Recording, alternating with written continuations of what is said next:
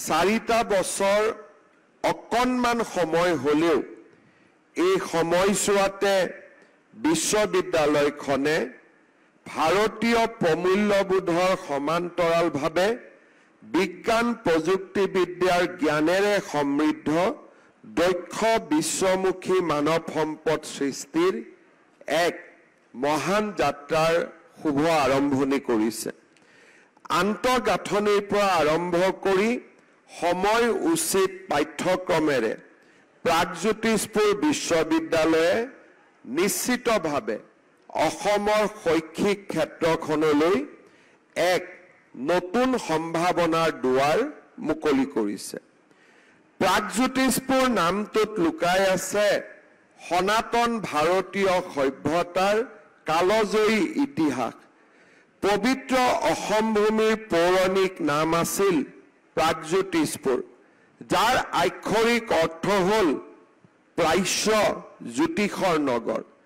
বাল্মীকি ৰামায়ণৰ কিষ্কিন্ধা কাণ্ডত উল্লেখ আছে যে স্বৰ্ণমণ্ডিত বৰাহ নামৰ পাহাৰৰ ওপৰত প্ৰাগজ্যোতিষ নামে নগৰ আছিল, য'ত নৰকাসুৰে ৰাজত্ব কৰিছিল। একেধৰণে মহাভাৰতত প্ৰাগজ্যোতিষাধিপতি নামে ভগদত্তৰ নাম উল্লেখ আছে।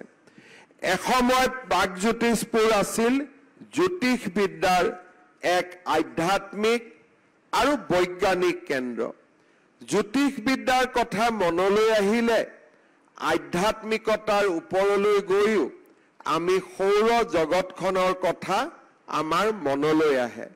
সৌৰ জগতৰ সমান্তৰালভাৱে এষ্ট্ৰনমিৰ পৰা আৰম্ভ কৰি বিজ্ঞানৰ কেইবাটাও মৌলিক দিশলৈ আমাৰ দৃষ্টি আকৰ্ষণ হয়।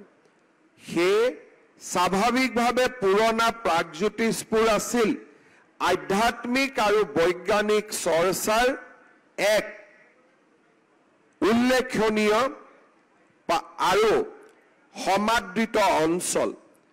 পৌৰাণিক সময়ৰ এই প্ৰাগজ্যোতিষপুৰে পিছলৈ কামৰূপ আৰু আহোমসকলৰ আগমনৰ পিছত ক্ৰমে অসম নামে জনাজাত হয়। প্ৰাগজ্যোতিষপুৰৰ গৌৰৱোজ্জ্বল ইতিহাস আৰু সনাতন ভাৰতীয় সভ্যতাৰ স্মৃতি সোঁৱৰাই থকা এই উচ্চ শিক্ষাৰ প্ৰতিষ্ঠানখনলৈ আহিবলৈ পাই মই গভীৰ আনন্দ আৰু প্ৰাপ্তি অনুভৱ কৰিছোঁ। প্ৰাপ্তি এইকাৰণে অনুভৱ কৰিছোঁ যে বিশ্ববিদ্যালয়খনৰ সৃষ্টিৰ আৰম্ভণিৰ সময়ছোৱাতে এই বিশ্ববিদ্যালয়খনৰ কায়কল্প আৰু ইয়াৰ ভৱিষ্যতৰ যিটো যাত্ৰা, সেই যাত্ৰাৰ লগত জড়িত হৈ থকাৰ আমি সুযোগ পাইছিলোঁ। মাননীয় সোণীজীয়ে তাৰ বিষয়ে উল্লেখ কৰিছে আৰু সেই প্ৰথমবাৰলৈ বিশ্ববিদ্যালয়খনৰ কেম্পাছলৈ আহি মই নিজেও ব্যক্তিগতভাৱে এক প্ৰাপ্তিৰ আনন্দ অনুভৱ কৰিছোঁ। এই পবিত্ৰ মুহূৰ্তত মই নিৰৱধি বৈ থকা ভাৰতীয় সনাতন পৰম্পৰাৰ কিছু আলোকপাত কৰিব বিচাৰিছোঁ, যাৰ অন্তঃস্থলত জ্ঞান আৰু প্ৰজ্ঞাই বাস কৰে, যি জ্ঞানে আমাক মুখ্য প্ৰাপ্তিৰ পথ দেখুৱায়, ৰাষ্ট্ৰৰ প্ৰতি সমৰ্পিত হৈ মানৱ জাতিৰ কল্যাণত আত্মনিয়োগ কৰিবলৈ পথ প্ৰদৰ্শন কৰে, যাৰ ঐতিহ্যৰ আলোকে ভাৰতীয় হিচাপে আমাক অনন্য ৰূপত উদ্ভাসিত কৰে। আমি যি সনাতন ভাৰতীয় পৰম্পৰাৰ উত্তৰাধিকাৰী, সেই সনাতনৰ অৰ্থ অতি ব্যাপক আৰু মহৎ। সনাতন মানে হৈছে শাশ্বত, আদিহীন, অনন্ত, অৰ্থাৎ যাৰ আৰম্ভণি নাই আৰু যাৰ অন্তও নাই, যি কেতিয়াও নাশ নহয়, সময়ৰ সীমা অতিক্ৰম কৰি যি চিৰকাল বিদ্যমান। সনাতন হৈছে শাশ্বত সত্য, যি সকলো পৰিৱৰ্তনৰ মাজতো অবিচল হৈ থাকে। উপনিষদ আৰু ভগৱত গীতাত সনাতনৰ শব্দ আৰু অতি গভীৰ। ইয়াত সনাতন বুলি কৈছে ব্ৰহ্ম বা আত্মাক, যি অমৰ, যি অবিনাশী। সকলো নাম ৰূপ দেহ বস্ত্ৰ সময়ৰ লগত সলনি হয়, কিন্তু ব্ৰহ্ম বা আত্মাৰ সলনি নহয়। ধৰ্মৰ অৰ্থ হৈছে যি ধৰে, যি বৰ্তাই ৰাখে, যি পোষণ কৰে। বেদত কয় ধাৰণাত ধৰ্ম ইতাহুহ, অৰ্থাৎ যিয়ে বিশ্বক ধৰি ৰাখে সেই ধৰ্ম। সেই সনাতন ধৰ্ম হৈছে সেই শাশ্বত নীতি যিয়ে সৃষ্টিক ধৰি ৰাখে, যিয়ে জীৱনক সংগতি আৰু স্থিৰতা দিয়ে। উপনিষদে কয় মানুহৰ জীৱনৰ চূড়ান্ত লক্ষ্য হৈছে ব্ৰহ্মৰ জ্ঞান, অৰ্থাৎ নিজৰ ভিতৰৰ চিৰন্তন আত্মাৰ উপলব্ধি। যিবোৰ নৈতিক নীতি, ধ্যান, ধাৰণা, সাধনা, আচৰণে মন শুদ্ধ কৰে, জ্ঞানৰ পথেৰে, আলোকৰ পথেৰে আমাক আগুৱাই লৈ যায়, সেই হ'ল ধৰ্ম। সেই অনুসৰে যি জীৱন পদ্ধতিয়ে মানুহক আত্মজ্ঞানৰ দিশে লৈ যায়, সেই পথেই হৈছে সনাতন হিন্দু ধৰ্ম। সনাতন ধৰ্ম কেৱল এক ধৰ্মীয় আচাৰ আৰু নীতিয়ে নহয়, ই এক সাৰ্বজনীন জীৱন দৰ্শন। ইয়াৰ মূলতে আছে সত্য, অহিংসা, দয়া, সংযম আৰু প্ৰকৃতিৰ লগত একাত্মবোধৰ শিক্ষা। সনাতন ধৰ্মই কয় সকলো জীৱতে ঈশ্বৰ আছে। মানুহ, প্ৰাণী, উদ্ভিদ সকলো এক চেতনা শক্তিৰ অংশ। সেয়েহে সনাতন ধৰ্ম মতে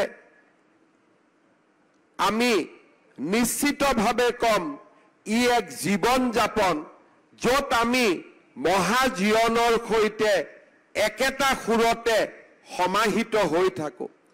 হিন্দু দৰ্শনে কয় আমি কেৱল এটা দেহ নহয়, আমি আত্মা, চিৰন্তন চেতন সত্তা, পৰমাত্মাৰ অংশ বিশেষ।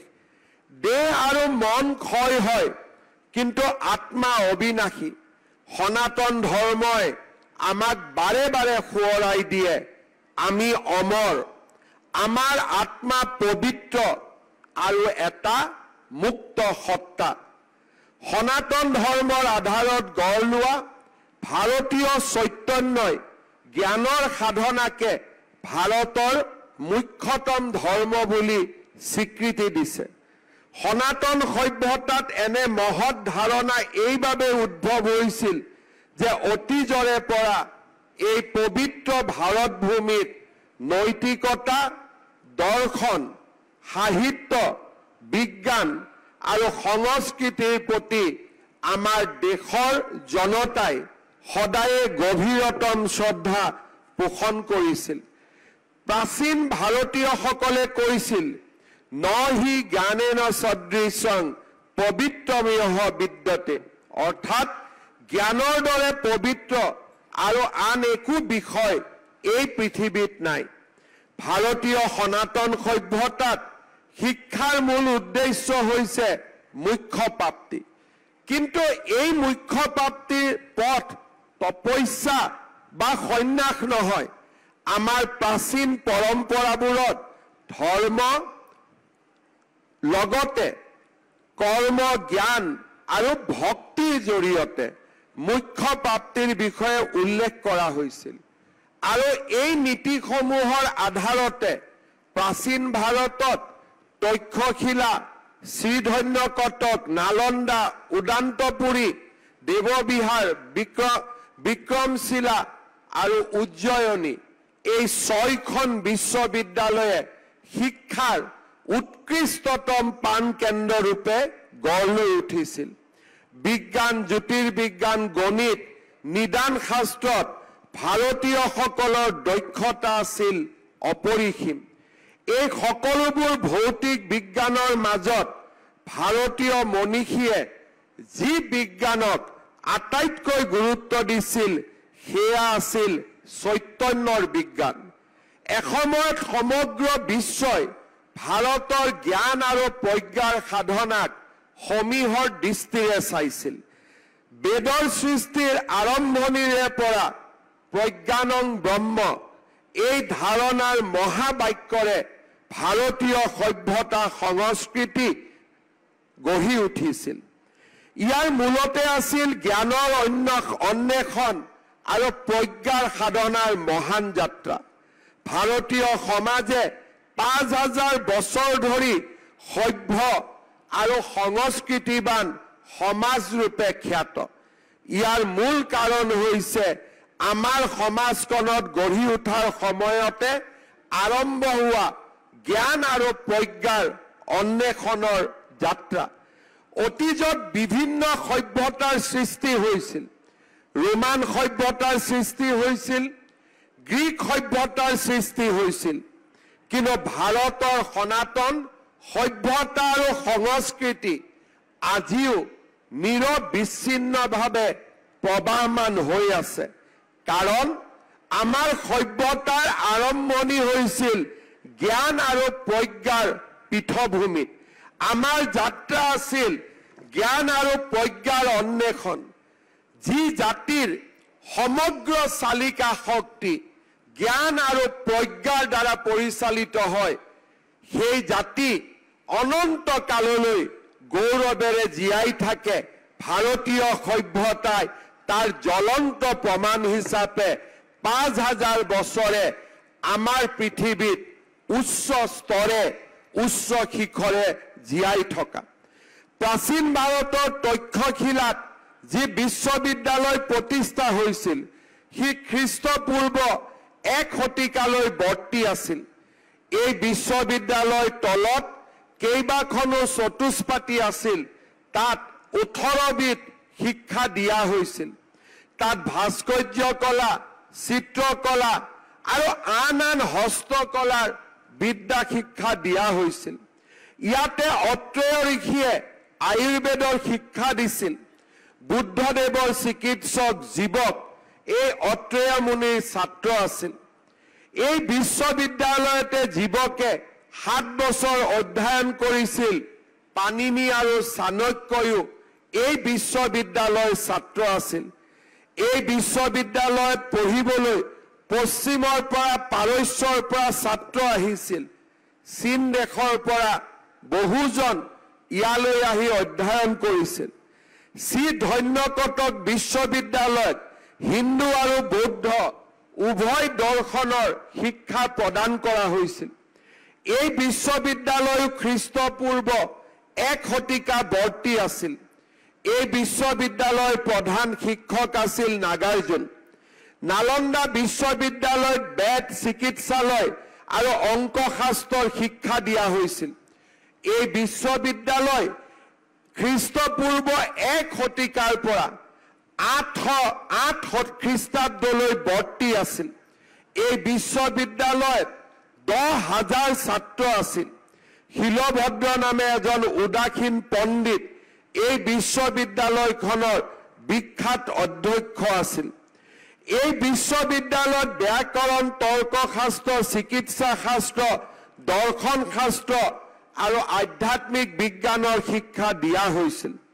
বিশ্ববিদ্যালয়ৰ পুথিভঁৰালটো আছিল ভাৰতৰ সৰ্ববৃহৎ পুথিভঁৰাল।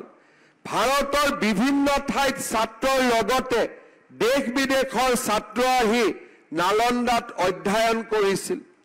এই বিশ্ববিদ্যালয়ত চীন পৰিব্ৰাজক হিউৱেন চাঙে যোগশাস্ত্ৰৰ অধ্যয়ন কৰিছিল। উদান্তপুৰৰ বিশ্ববিদ্যালয়ে খ্ৰীষ্টীয় ৮ম শতিকাত বিশেষ খ্যাতি লাভ কৰে।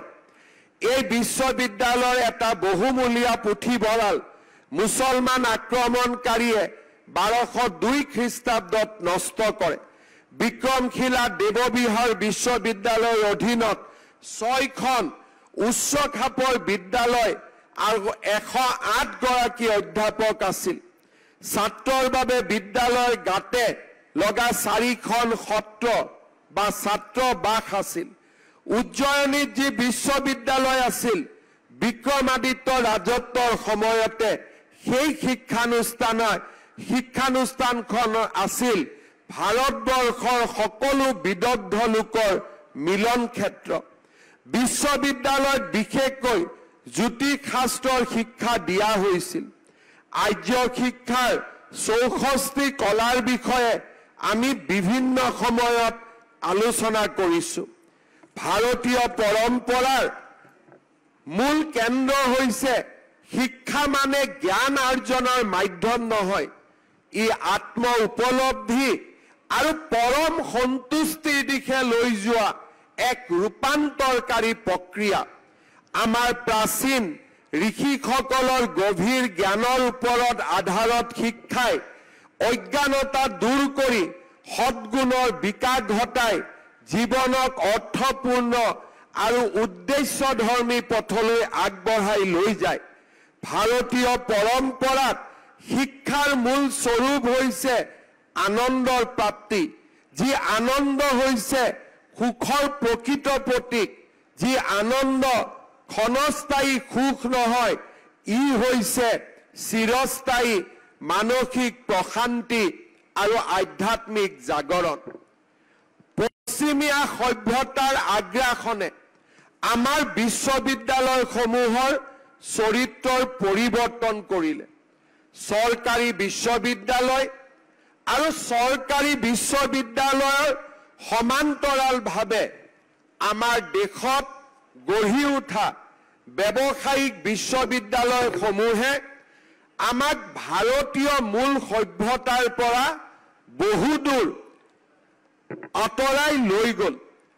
আমাৰ ভাৰতবৰ্ষত জ্ঞান আৰু প্ৰজ্ঞাৰ সাধনাৰ স্থলীৰ কৰবাত নহয় কৰবাত অভাৱ অনুভৱ হ'ল।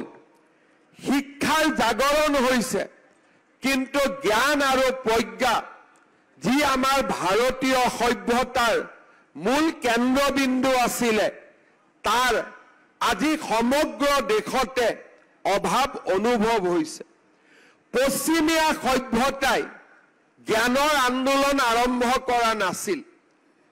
আজিৰ বিশ্ববিদ্যালয়, আমাৰ যিবিলাক গোটেই পৃথিৱীত নতুন বিশ্ববিদ্যালয় আছে, হাৰ্ভাৰ্ডৰ পৰা অক্সফৰ্ডলৈকে, সেই বিশ্ববিদ্যালয়সমূহ আমাৰ আদৰ্শ হ'ব নোৱাৰে, কাৰণ সেই বিশ্ববিদ্যালয়ে শিক্ষা প্ৰদান কৰে, কিন্তু সেই বিশ্ববিদ্যালয়ে ব্যক্তিৰ নিৰ্মাণ নকৰে, সেই বিশ্ববিদ্যালয়ে ৰাষ্ট্ৰৰ নিৰ্মাণ নকৰে, সেই বিশ্ববিদ্যালয়সমূহে দেশক সভ্যতাক ভাল পোৱা মানৱ সম্পদৰ সৃষ্টি নকৰে। আজি বিজ্ঞান আগুৱাই গৈছে।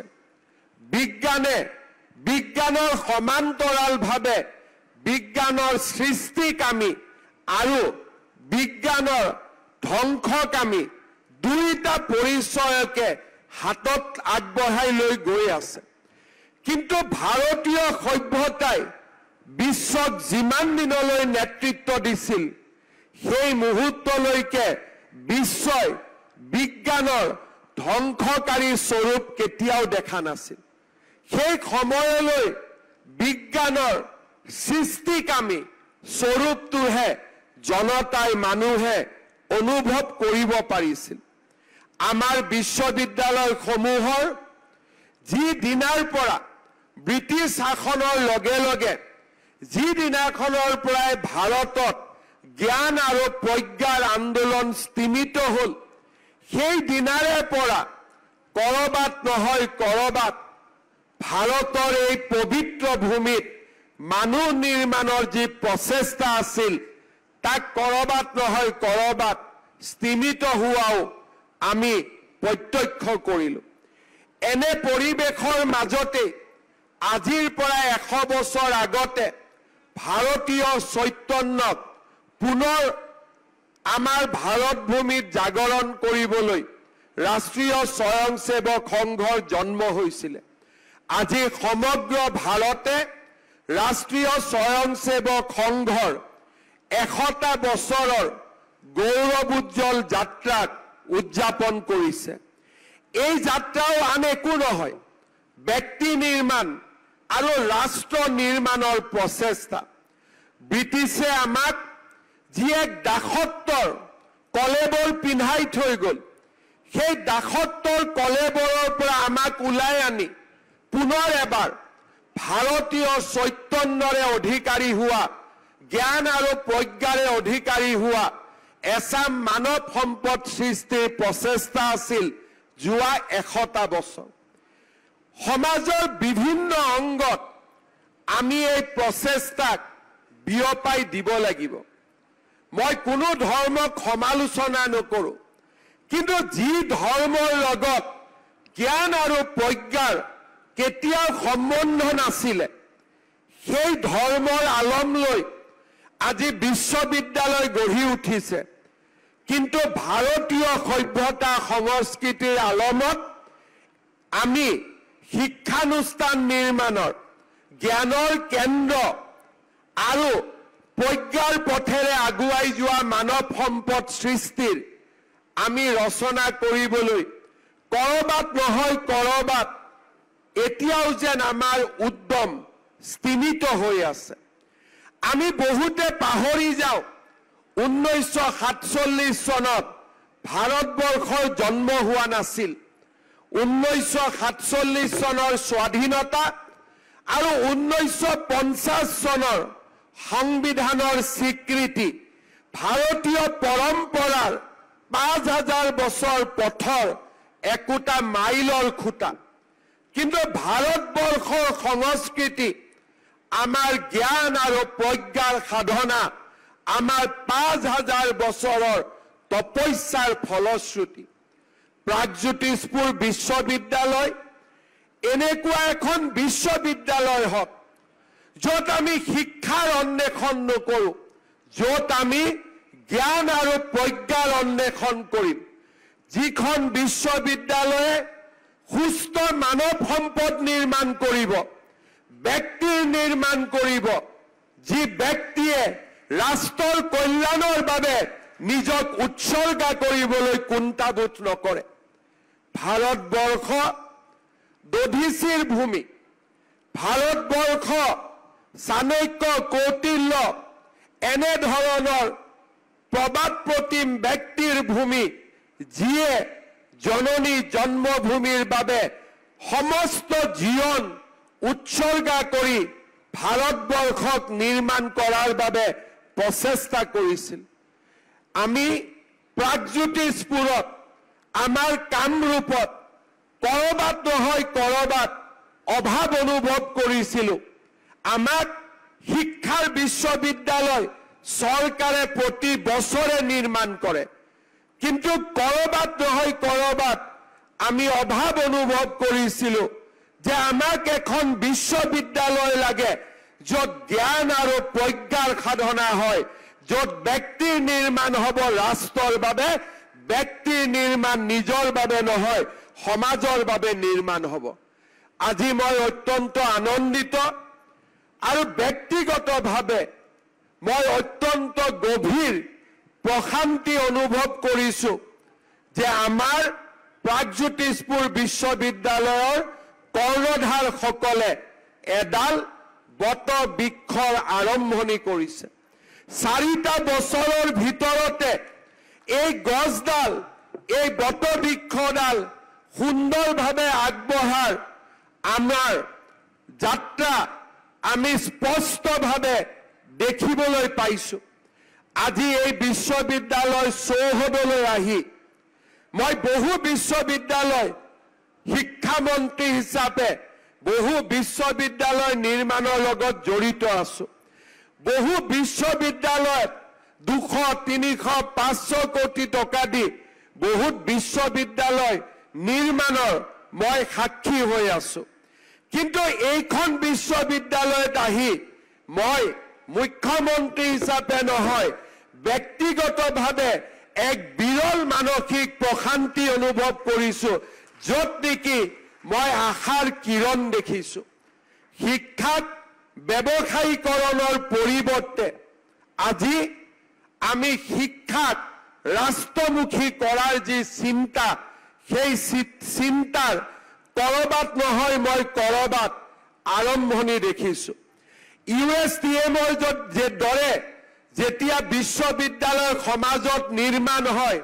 কৰবাত নহয় কৰবাত আত্মাই গভীৰ অশান্তিত ৰাতি পাৰ কৰিবলগীয়া হয় আৰু প্ৰাগজ্যোতিষপুৰৰ দৰে যেতিয়া বিশ্ববিদ্যালয় নিৰ্মাণ হয় আত্মাই গভীৰ প্ৰশান্তি অনুভৱ কৰে কাৰণ আমি নিশ্চিত এইখন বিশ্ববিদ্যালয়ে ব্যৱসায়িকভাৱে ডক্টৰেট নিদিয়ে এইখন বিশ্ববিদ্যালয়ে শিক্ষাক ব্যৱসায়লৈ ৰূপান্তৰ নকৰে এইখন বিশ্ববিদ্যালয়ে ভাৰতীয় সভ্যতা সংস্কৃতিৰ মূল আধাৰত এছাম ছাত্ৰ নিৰ্মাণ কৰিব যি আমাৰ সভ্যতা সংস্কৃতিৰ বহমান গতিক আৰু অধিক আগুৱাই লৈ যাব সেয়েহে মই আজিৰ এই অনুষ্ঠানত অকল অসমৰ মুখ্যমন্ত্ৰী হিচাপে নহয় মই ব্যক্তিগতভাৱে এক মানসিক প্ৰশান্তিৰে ইয়াত আপোনালোকৰ আগত দুআষাৰ কথা কৈছো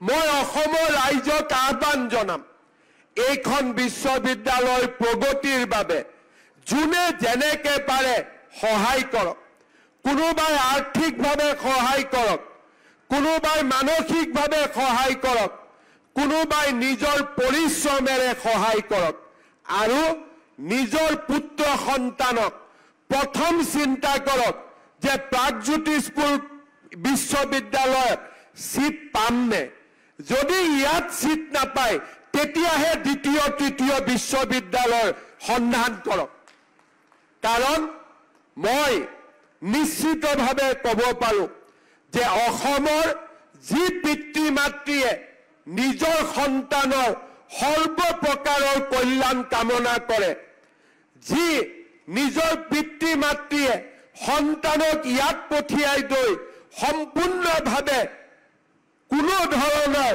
চিন্তা নোহোৱাকৈ গাঁৱৰ পৰাই নিজৰ পুত্ৰক আশীৰ্বাদ দিব বিচাৰে সেই পিতৃ মাতৃৰ বাবে সৰ্বশ্ৰেষ্ঠ ঠিকনা হৈছে প্ৰাগজ্যোতিষপুৰ বিশ্ববিদ্যালয় তাত কোনো ধৰণৰ আমি নিশ্চিতভাৱে ক'ব পাৰো যে ইয়াতে আমি শিক্ষাৰ লগে লগে জ্ঞান আৰু প্ৰজ্ঞাৰো আমি আন্দোলন কৰিম মই বিশ্ববিদ্যালয় কৰ্তৃপক্ষক অনুৰোধ কৰিম জ্ঞান আৰু প্ৰজ্ঞা আৰু শিক্ষা সমাজৰ লগত ই প্ৰাসংগিক হৈ থাকিব লাগিব এটা সময়ত আমাৰ ভাৰতৰ ঋষি মুনিসকলে কেতিয়াবা বহু ধৰণৰ চিকিৎসা বিজ্ঞানৰ কথা চিন্তা কৰিছিল আৰু আজিৰো চিকিৎসকসকলে সেই ধৰণেই ভাৰতৰ চিকিৎসা পৃথিৱীৰ চিকিৎসা ক্ষেত্ৰখনত আগুৱাই লৈ যোৱাৰ কল্পনা কৰে তেতিয়া নাম বেলেগ আছিল তেতিয়া প্ৰসংগ বেলেগ আছিল হয়তো তেতিয়া সৃষ্টিও বেলেগ আছিল বা তেতিয়া সৃষ্টিৰ ৰূপৰেখাও বেলেগ আছিল আজি সৃষ্টিৰ ৰূপৰেখা বেলেগ হ'ব কিন্তু প্ৰাসংগিকতাৰ পৰা আমি কেতিয়াও আঁতৰি যাব নোৱাৰো আৰ্টিফিচিয়েল ইন্টেলিজেন্সৰ বহু বিৰূপ প্ৰতিক্ৰিয়া থাকিব পাৰে যোৱা কেইদিনমানত যোৱা এমাহত আৰ্টিফিচিয়েল ইন্টেলিজেন্সৰ বিৰূপ প্ৰতিক্ৰিয়া কেনে নিৰ্মম হ'ব পাৰে তাক আমি প্ৰত্যক্ষ কৰিছো আজি ৰাতিপুৱাও আমি ঢিঙৰ পৰা এজন যুৱকক গ্ৰেপ্তাৰ কৰিছো যোনে নেকি আৰ্টিফিচিয়েল ইন্টেলিজেন্সৰ কদৰ্য প্ৰয়োগ কৰি অসমক অশান্ত কৰি ৰখাৰ ষড়যন্ত্ৰ কৰিছিল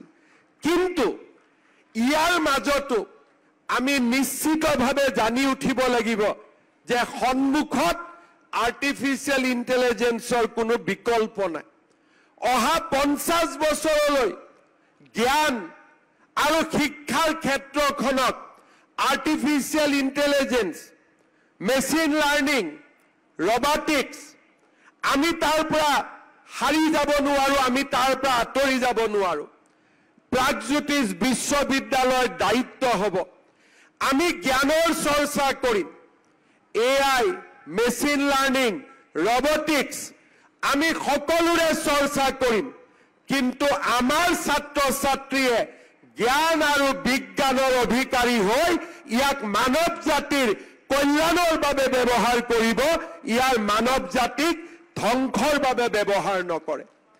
আৰু সেইবাবে যেতিয়া আমাৰ ল'ৰা ছোৱালীয়ে AI শিকিব, ৰবটিক্স শিকিব, আমাৰ ল'ৰা ছোৱালীয়ে যেতিয়া মেচিন লাৰ্নিং শিকিব, তাত যদি স্পিৰিচুৱেলিটি নাথাকে, তাত যদি আধ্যাত্মিকতা নাথাকে, তাত যদি এথিক্স নাথাকে, ই ধ্বংসৰ আৰম্ভণি হ'ব। কিন্তু যেতিয়া আমাৰ ল'ৰা ছোৱালীয়ে AI জানিব, হেকিং জানিব, মেচিন লাৰ্নিং জানিব, ৰবটিক্স জানিব, কিন্তু সকলোতকৈ এটা কথা জানিব যে মই এনে জ্ঞানৰ অধিকাৰী, এই পৃথিৱীলৈ মই মানৱ কল্যাণৰ বাবে আহিছোঁ, এই যিকোনো জ্ঞান কেতিয়াও মানৱ জাতিৰ ধ্বংসৰ বাবে ব্যৱহাৰ কৰিব হ'ব নোৱাৰে। সেয়ে প্ৰাচীন কালত ঋষি মুনিসকলে কাক কি শিক্ষা দিব তাক তেওঁলোকে সিদ্ধান্ত কৰিছিল। কাক অস্ত্ৰৰ শিক্ষা দিব, কাক চিকিৎসাৰ শিক্ষা দিব, কাক ৰজাৰ শিক্ষা দিব, ৰাজনীতিৰ শিক্ষা দিব, তাৰ বিষয়ে চিন্তা কৰি যোগ্যজনক যোগ্য শিক্ষাৰ অধিকাৰী কৰিছিল। আজি আমাৰ গণতন্ত্ৰই তাৰ সুবিধা আমাক নিদিয়ে, কিন্তু প্ৰাগজ্যোতিষপুৰ বিশ্ববিদ্যালয়ৰ দৰে নৱজাগৰণৰ কেন্দ্ৰভূমিত আমি নিশ্চয় এই জ্ঞানসমূহৰ লগতে আধ্যাত্মিকতাৰে আমি আমাৰ ছাত্ৰ ছাত্ৰীক ইমানেই শক্তিশালী কৰিম যে আমাৰ ছাত্ৰ ছাত্ৰীয়ে বিজ্ঞানক কেৱল মানৱ জাতিৰ কল্যাণৰ বাবে ব্যৱহাৰ কৰিব। 4টা বছৰৰ যাত্ৰা, ভৱিষ্যতৰ দিনত প্ৰত্যাহ্বান আহিব। মই এটাই কথা কম, বিজ্ঞানক যেতিয়ালৈকে আধ্যাত্মিকতাৰে আমি সংযোজন নকৰোঁ, আমিও এটা সময়ত শিক্ষিত ছাত্ৰ ছাত্ৰী নিৰ্মাণ কৰা আৰম্ভ কৰিম। আমি জ্ঞান আৰু প্ৰজ্ঞাৰে বিভূষিত ছাত্ৰ ছাত্ৰী নিৰ্মাণত বিফল হ'ম। আমাৰ লক্ষ্য জ্ঞান আৰু প্ৰজ্ঞা, আমাৰ লক্ষ্য শিক্ষা নহয়। আৰু তেনে এক লক্ষ্যৰ অধিকাৰী আপোনালোকে আজিৰে পৰা হওক। আমাৰ লক্ষ্য পথৰ পৰা, কক্ষ পথৰ পৰা আমি বিচলি নাযাম, আমি আঁতৰি নাযাম। হয়তো কোনোবা এখন বিশ্ববিদ্যালয়ৰ দৰে 10,000 ছাত্ৰ ছাত্ৰী আমাৰ নহ'ব পাৰে, কিন্তু কোৱান্টিটিয়ে সমাজ কণ্ট্ৰোল নকৰে, কোৱালিটিয়ে সমাজ কণ্ট্ৰোল কৰে। তাক আমি প্ৰত্যেকটো স্তৰত আমি মনত ৰাখিব লাগিব। পুনৰ এবাৰ হৃদয়ৰ গভীৰতম কোণৰ পৰা সমস্ত মোৰ শৰীৰত থকা ইতিবাচক শক্তি, শৰীৰত নেতিবাচক আৰু ইতিবাচক দুইটাই শক্তি থাকে, ময়ো তাৰ ব্যতিক্ৰম নহয়, কিন্তু মোৰ শৰীৰত লুকাই থকা ঈশ্বৰে যিকণ ইতিবাচক চিন্তা শক্তি দিছে, সেই সমস্ত ইতিবাচক চিন্তা শক্তিৰে এই বিশ্ববিদ্যালয়খনক আগুৱাই যোৱাৰ, আকাশ চোৱাৰ শুভেচ্ছা জ্ঞাপন কৰি মই মোৰ বক্তব্যৰ সামৰণি মাৰিছোঁ। ধন্যবাদ। জয় হিন্দ, বন্দে মাতৰম। आपके दृष्टिपूर्ण नेतृत्व ने असम के विकास को एक नई दिशा दी है। शिक्षा और युवा सशक्तिकरण के प्रति आपका समर्पण हम